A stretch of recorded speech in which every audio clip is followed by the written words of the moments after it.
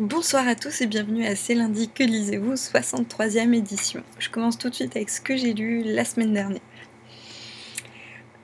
Donc j'ai terminé le tome 1 de Minuit, donc le baiser de minuit. Je confirme effectivement, donc ça ressemble quand même beaucoup à la confrérie, mais je vous avoue qu'en soi ça m'a pas gênée, au contraire, sachant que c'est une de mes sagas préférées et que ça me manquait parce que j'ai pas lu de livres, enfin de tomes de la confrérie depuis un petit moment, que j'attends avec impatience que le dernier en français sorte en livre de poche, et qu'en plus le dernier tome avec Fury m'avait complètement déçu. Donc en fait c'est vrai que c'est sympa de replonger dans un univers assez similaire, mais qui en même temps sait quand même bien se différencier. Voilà. Donc c'est le même principe, hein. C'est le vampire, le gros dur, la jeune demoiselle en détresse, et puis une histoire d'amour qui naît. Enfin bon, voilà, j'aime bien, en plus je suis totalement dans la romance en ce moment, donc pourquoi pas, franchement ça marche bien. C'est pas non plus un coup de cœur comme avait pu l'être le premier tome de la confrérie, mais j'aime beaucoup quand même, donc c'est une saga que je vais poursuivre. Voilà pour ce que j'ai lu. Hein, j'ai terminé, parce qu'en fait du coup là j'ai 2 livres en cours. Donc j'ai quasiment terminé Confusion, donc le one-shot que je vous avais présenté, que j'avais dans l'intention de lire. On m'avait prévenu, on m'avait dit c'est bizarre. Je confirme, c'est bizarre. L'univers, l'écriture, le thème abordé, la façon dont c'est abordé, c'est bizarre. Mais alors très très très bizarre. Je crois que je vais avoir un mal fou à faire une chronique dessus parce que je ne saurais même pas dire si j'ai aimé ou pas. Voilà. C'est compliqué là, ouais, voilà.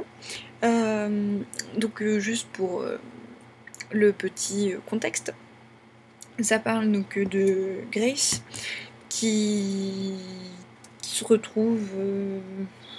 oui, si, non, juste comme ça. Qui se retrouve donc dans une chambre toute blanche, avec une salle de bain toute blanche, avec des meubles tout blancs, et en fait elle se retrouve enfermée dans cette pièce, et elle se met à écrire en fait comment est-ce qu'elle est arrivée là. Et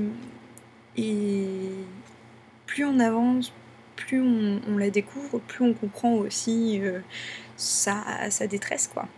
Et plus d'une fois, je me suis sentie même gênée. Je me disais, mais non, c'est pas possible, quoi. La pauvre, elle a vraiment une vie de merde, la pauvre. Enfin voilà, donc du coup, mais c'est vraiment la façon dont c'est abordé, et puis même la réaction de Grace, parce que du coup, en fait, on évolue donc en 2 parties. Il y a l'histoire, donc ce qu'elle a vécu avant d'arriver là, et ce qui se passe dans la chambre. Et c'est vrai que c'est pas glauque, mais c'est gênant, mais en même temps c'est très réaliste pour ce qui est du passé, pas de la chambre, ça c'est bizarre.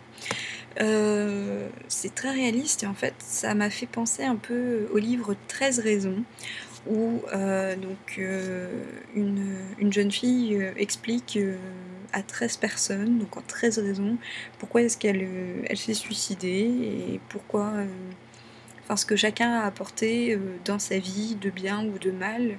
Et là, en fait, Grace, c'est un peu ça. C'est un peu... elle explique comment les différentes personnes qui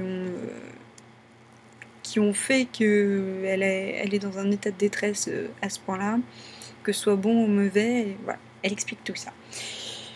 Et donc c'est bizarre. Ah oui, et il y a aussi un petit hic quand même à ce livre, c'est qu'on se doute quand même pas mal de ce qui se passe en soi.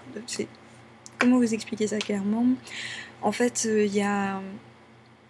On va dire qu'elle sait pas où elle est, voilà, ni pourquoi ni comment, mais qu'en fait, nous, en tant que lecteurs, on se doute un peu de ce qui se passe, on se doute de qui est qui et de quoi est quoi. Mais j'attends quand même la conclusion, sait-on jamais. Voilà, voilà. Du coup, je suis aussi en train de lire Barbe Bleue de Amélie Nothomb. C'est mon premier Amélie Nothomb.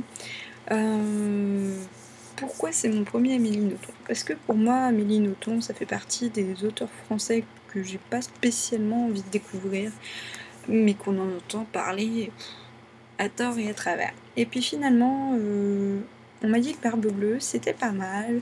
Le petit résumé aussi, la colocataire et la femme idéale. Voilà, ça m'a interpellée, je me suis dit ok, je vais le découvrir, ça peut être sympa, en plus c'est un livre très court, donc je pense que pour une découverte, c'est bien, au moins j'en ai pas plein la tête au bout de 500 pages.